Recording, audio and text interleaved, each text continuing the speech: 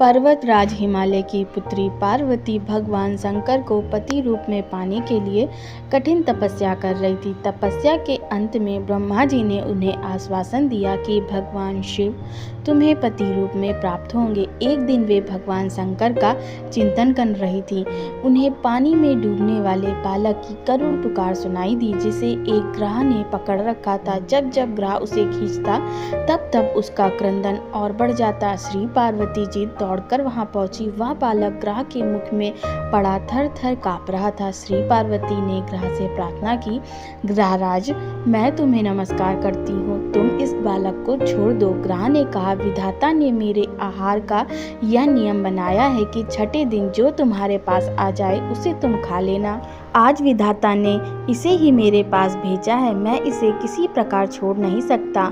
पार्वती जी बोली, ग्रहराज, इस बालक को तो छोड़ ही दो, इसके बदले मैं तुम्हें अपनी तपस्या का पुण्य देती हूँ। यह सुनकर ग्रह कुछ शांत हो गया। उसने कहा, ठीक है, यदि तुम पूरी की पूरी तपस्या दे दो तो मैं इसे छोड़ दूंगा। करुणामयी माँ ने तुरंत ही संकल्प कर अपनी पूरी तपस्या ग्रह को दे दी। तपस्या का फल पाते ही वह ग्रह मध्याह्न के सूर्य की तरह प्रकाशित हो उठा।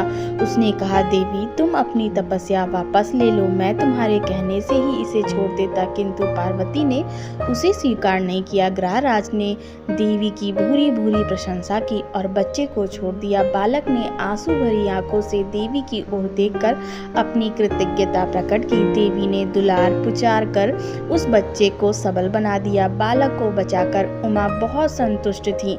आश्रम में आकर वे पुनः तपस्या का उपक्रम करने लगी। तब भगवान शंकर प्रकट हो गए और बोले, कल्याणी, अब तुम्हें तपस्या करने की कोई आवश्यकता नहीं। तुमने वह तपस्या मुझे ही समर्पित की है, वह अनंत गुना होकर तुम्हारे लिए अक्षय बन गई है। भक्तों, इसलिए कहते हैं, परहित के लिए सर्वस्व दान